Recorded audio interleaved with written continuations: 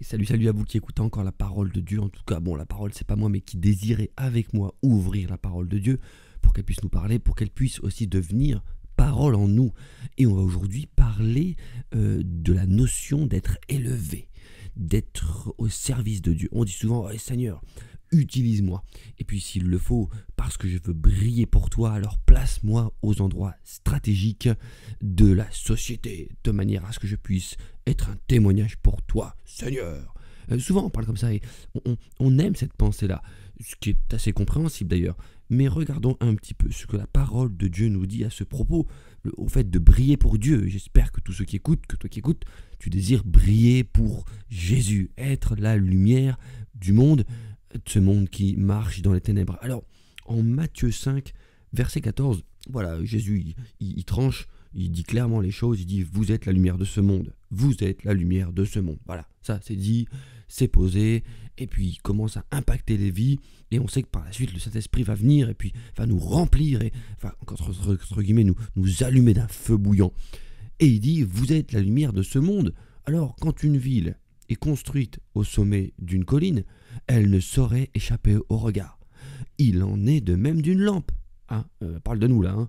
Si on l'allume, ce n'est pas pour le cacher sous une mesure de grain ou au contraire, non, on la fixe sur un support. On la place le plus haut possible pour qu'elle éclaire tous ceux qui sont dans la maison. Ça, je comprends bien. Genre, t'allumes pas une lampe de poche pour mettre ta main en face.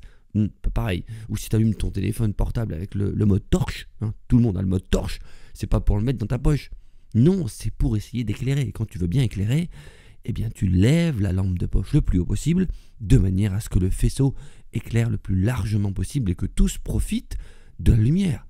La lumière, c'est la direction, la lumière, c'est la réponse, la lumière, c'est le chemin qui est indiqué par quelqu'un qui est inspiré. Si la parole de Dieu est en toi, tu es inspiré, tu es le chemin, tu es la parole de Dieu pour quelqu'un, aujourd'hui encore, inspiré par le Saint-Esprit. Alors effectivement, on ne peut pas cacher ça. Et il est dit ici que dans ce cas-là, il faut mettre la lumière le plus haut possible pour qu'elle éclaire tous ceux qui sont dans la maison. La maison, ça représente ton environnement, ton cercle de vie, ton cercle de connaissances, ton cercle d'impact dans les relations que tu as. Tous ceux qui vont venir, entre guillemets, vivre une partie de leur vie en te côtoyant. Ces gens-là doivent être sous la lumière qui est en toi.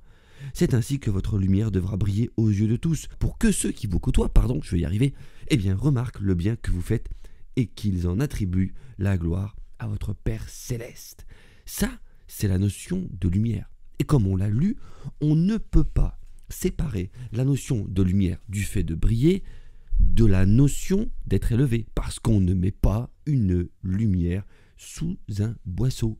Et comme Christ, c'est notre modèle, alors on va regarder à Christ, parce que lui, Christ aussi, a été élevé. Effectivement, la Bible dit, on le sait tous, qu'il a vaincu la mort et qu'il a retrouvé sa gloire, et que bien plus encore, il est assis à la droite de Dieu, il a reçu le nom le plus élevé. Alors on ne peut pas mieux faire. Mais en réalité, si Christ est notre modèle, nous devons nous rendre compte de quelle manière il a été élevé. En effet, en regardant les Écritures, on se rend compte que être élevé entre les mains de Dieu ne peut pas être compatible avec être élevé par les hommes. Si tu es élevé par les hommes, aimé par les hommes, soutenu par les hommes, célébré par les hommes, tu seras rarement en fait en train de glorifier pleinement Dieu et d'être élevé par Dieu. Si tu veux être élevé par les hommes, avoir le succès auprès des hommes, je crois que la lumière qui est en toi va vite se cacher sous la table. Or, si tout à coup cette lumière, tu la mets bien en hauteur pour qu'elle brille sur tous ceux qui t'entourent, là, ceux qui t'entourent risquent un peu moins de t'élever sur le coup. Alors, on va lire Jean 12 à partir du verset 31. C'est maintenant le moment où se décide le sort de ce monde. Oui, maintenant, le prince de ce monde va être destitué. Alléluia, ça c'est clair.